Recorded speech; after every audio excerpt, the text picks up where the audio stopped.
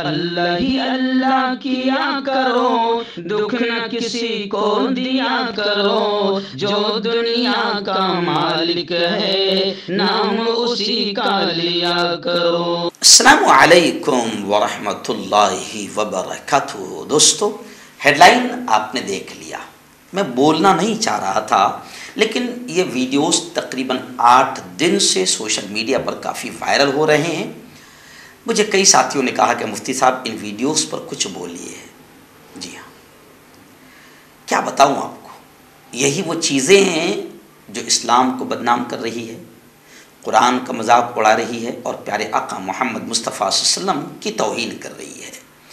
ہم سب کے آقا پیارے محمد مصطفیٰ صلی اللہ علیہ وسلم نے یہ کہا ہے کہ اے لوگوں، نکاح کو اتنا آسان کرو کہ زنا،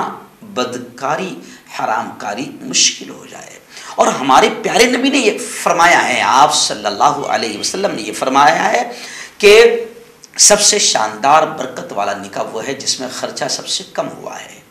اور پھر نبی نے یہ کہا، 3 مرتبہ یہ کہا کہ اتنا آسان کر دو نکاح کو کہ زنا، حرام کاری، بدکاری مشکل ہو جائے، امت مسلمہ کا نوجوان بیٹا بیٹی زنا کی طرف قدم بڑھانے نہ پائے۔ آج ہم دیکھ رہے ہیں کہ ہماری بیٹیاں،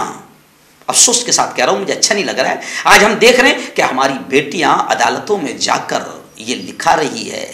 کہ میں اپنی مرضی سے ایمان اور اسلام کو چھوڑ رہی ہوں۔ بہت ساری وجہ ہے اس کی، لیکن اس میں سے ایک وجہ یہ بھی ہے، نبی نے کہا تھا کہ نکاح کو آسان کرو، ہم نے اپنی جھوٹی شان کی وجہ سے نکاح کو مشکل کر دیا ہے۔ جہیز کا تصور اسلام میں نہیں ہے، جی ہاں، مگر یہ جہیز کے نام پر جو بھیک دی جا رہی ہے، اس سے نکاح مشکل ہوتا جا رہا ہے۔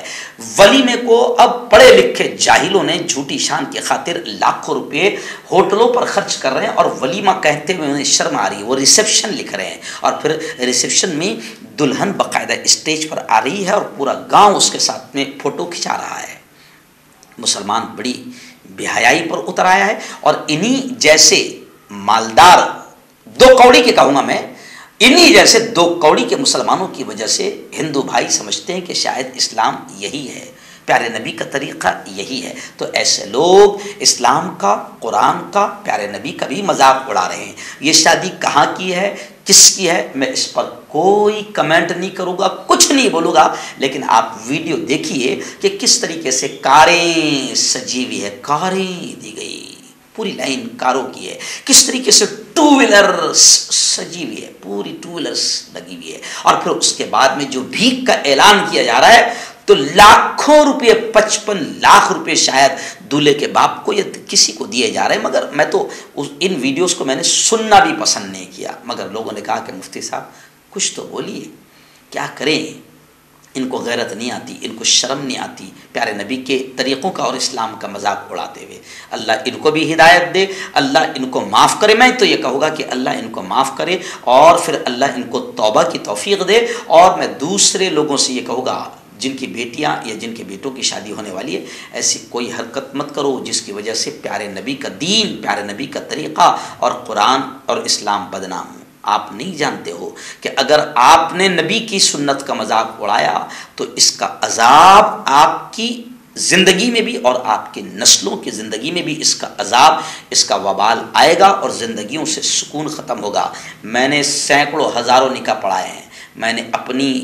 آنکھوں سے دیکھا ہے کہ جنہوں نے ایسی مستی کی تھی اور جھوٹی شان دکھائی تھی، ان کے گھروں میں پھر ایسے جھگڑے شروع ہوئے کہ 8 دن پہلے نکاح ہوا اور 1 مہینے کے اندر اندر طلاق بھی ہو گئی، زندگیاں تباہ ہو گئی۔ اس کو کھیل اور مذاق مت سمجھو، نبی کی سنتوں کا مذاق نہ اڑاؤ۔ شاکر بھائی سے میں کہوں گا کہ تھوڑی سی یہ تمام ویڈیو تھوڑی سی ضرور اپنے اسکرین پر، وہ جو بھیک کا اعلان ہو رہا ہے اس کو اسکرین پر خود پورے آواز کے ساتھ دکھائیں۔ اور ہمارے دکھانے کا مقصد کسی کا مذاق اڑانا بھی نہیں ہے، کسی کا دل دکھانا بھی نہیں ہے، لیکن اتنا بولنا تو ہمارا فرض ہے، ضروری ہے، کیونکہ اگر ہم نے نہیں بولے تو کل قیامت کے دن ہماری بھی اللہ کے دربار میں پکڑ ہوگی۔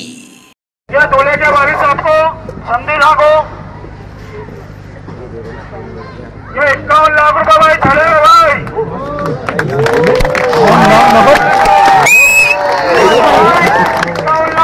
کھڑے ہو بھائی، وہ 2 लाख रुपए भाई ये दहेज के अलग से भाई 2 लाख रुपए दहेज के अलग से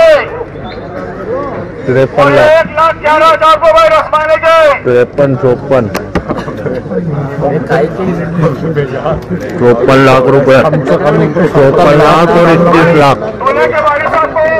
51 लाख रुपए भाई सोने के भाई और 2 लाख रुपए दहेज के